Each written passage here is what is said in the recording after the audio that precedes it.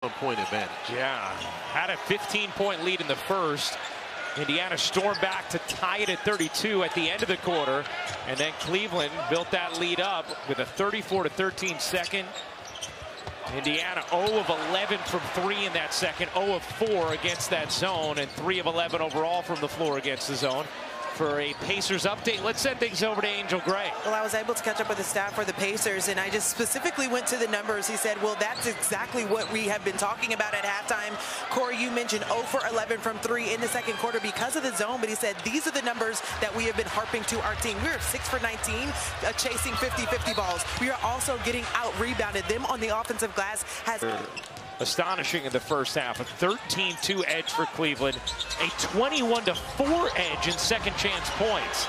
Siakam's shot is just off, and you could see him trying to guide it in that time. He's starting to think about it, Laura, when you consider a guy that's made so many big shots throughout his career, and the way that he's taking his time and trying to line up, almost aiming those threes. And you can see that he's not playing with a tremendous amount of confidence, but a wounded animal is going to bite. And that's exactly what they have done throughout this first half. And now they start out the second half in a similar fashion. Donovan Mitchell picks up his third personal. Darius Garland had 4 fouls in the first half. Out there, good contest there from Garland on Nesmith. Here is Mitchell. Allen off to Strus.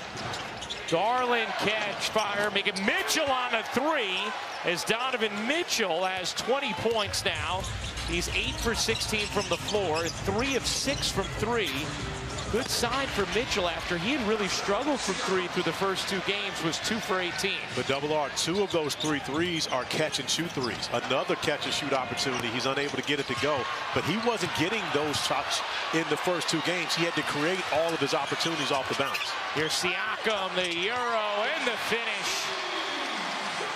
How about Siakam going 1-on-3 on that possession and getting the bucket still? Barely escaped the hand of Evan Mobley coming in to try to block that shot. Garland wiggling through traffic. Off to Allen. Allen with the step on Turner slams it down. And another uncharacteristic turnover by Nembhard.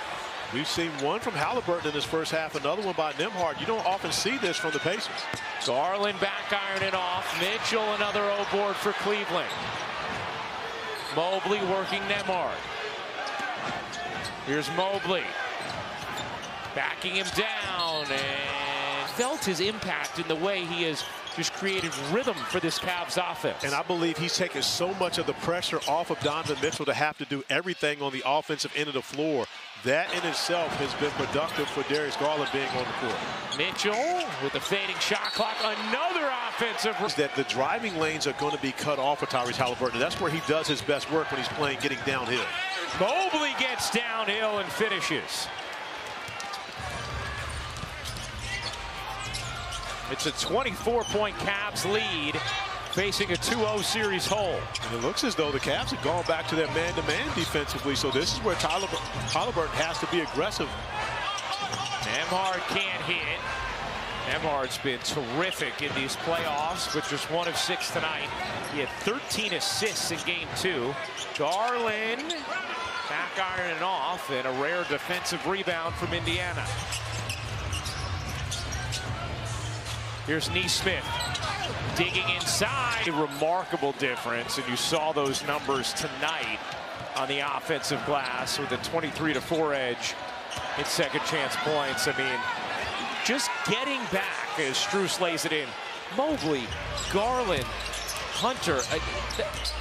Those are 3 of your top 6 players. Those are 2 All-Stars, one of whom's the Defensive Player of the Year, and then also a guy who is a candidate for 6th Man of the Year. Obviously, that's a ridiculous injection of talent when it comes to Carl and Dean Wade to go back to their natural positions where they're not having to be relied upon to be starters. Nesmith buries the 3. Indiana had missed 13 straight 3s before that make. Here's Mitchell in the corner. Transition was the primary defender on Mobley there, but took a fall in the middle of the painted area. Here's Siakam giving it up. Neesmith behind the back. Turner lumbering and laying. Good to see Turner able to make it through. And Thomas Bryant, who's at the scores table to check in for Turner. James Johnson actually was waving him back. Turner with a huge block on the other end. And right now, it's Miles Turner still gimpy, trying to get up and down the floor, but doing the job on both ends. Halliburton pops it in. Miles Turner's not okay, though. He's going to have to come out of this game right now. He's still struggling, even though he's coming up with block shots and buckets. Strus turns the corner and hammers it down. Max Strus delivering in game 3 as Mobley soars for the rejection. And you think you can get it over the top of the Defensive Player of the Year. Going to transpire the rest of game 3. That is something that obviously would impact the series. After he gets a bucket and a block shot while dealing with the injury. He's had a great postseason. Garland caught his own air ball. It's going to be a travel. Miles Turner so well at both ends in these playoffs, and he used a phrase that I thought was so great. Said, as a team, we have elite role clarity. And you've seen that from the connectivity and harmony of Indiana in their march into these Eastern Conference semis and a 2-0 lead. And you see how important it is for each and every one of the Pacers to play their role. Coming into this game, in the 7 playoff games, they have 5 guys averaging 16 or more points, and here's the role of many of them getting out in transition and making plays. Andrew Nembhard, Tyrese Halliburton.